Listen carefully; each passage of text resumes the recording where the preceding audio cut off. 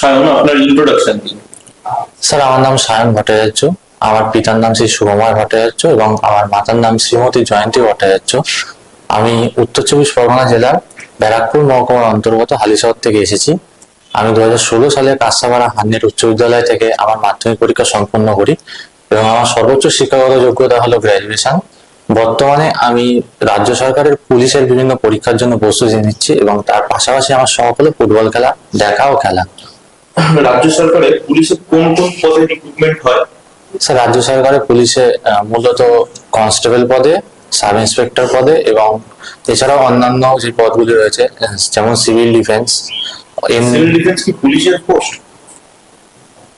Civil defence sir পুলিশের post কিনা sir এটা আমার এই মুহূর্তে জানা নেই, কিন্তু এটা মানে পিআরবি রিক্রুটমেন্টটা করে। পুলিশের কাজ কি? স্যার, পুলিশের প্রধান কাজ হলো আইন শৃঙ্খলা রক্ষা করা এবং অপরাধ দমন করা, অপরাধীদের কোর্টে পাঠানো বিচারের জন্য ইত্যাদি। আপনি কোন ডিস্ট্রিক্ট থেকে আসছেন? স্যার, আমি উত্তর চব্বিশ পরগনা ডিস্ট্রিক্ট থেকে আসছি। আচ্ছা, উত্তর চব্বিশ পরগনা থেকে আসছেন, ঠিক আছে। উত্তর চব্বিশ পরগনার দুটো ভিজিটেবল প্লেস বলেন, মানে যেখানে লোকে ঘুরতে যায় বা বিখ্যাত।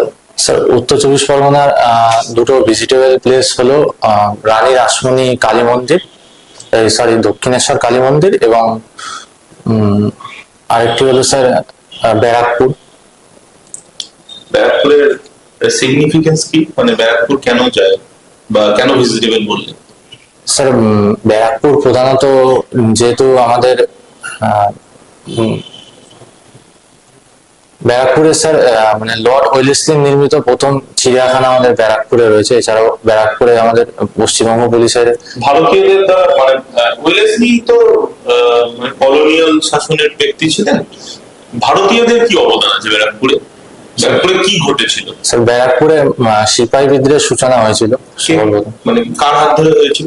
স্যার, মঙ্গল পান্ডের হাত ধরে হয়েছিল। সিপাহী বিদ্রোহের যে কোনো দুটো কারণ বলেন। সিপাহী বিদ্রোহের দুটো কারণ। প্রথম কারণ স্যার যেটা ধর্মীয় কারণ বলে মনে করা হয়, যে কার্তুজ রাইফেলে পশুর চর্বি দেওয়া হতো, সেই কারণে সিপাহী বিদ্রোহের একটা সিপাহীদের মধ্যে একটা আক্রোশ তৈরি হয়েছিল।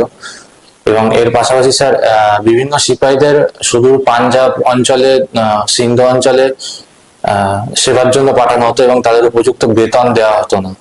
এটা স্যার কারণ। আচ্ছা, আপনি একটা রাইফেলের কথা বললেন, কার্তুজ রাইফেল, এটার কথা বললেন। পার্টিকুলারলি রাইফেলটার নাম বলতে পারবেন যেটা নিয়ে আর কি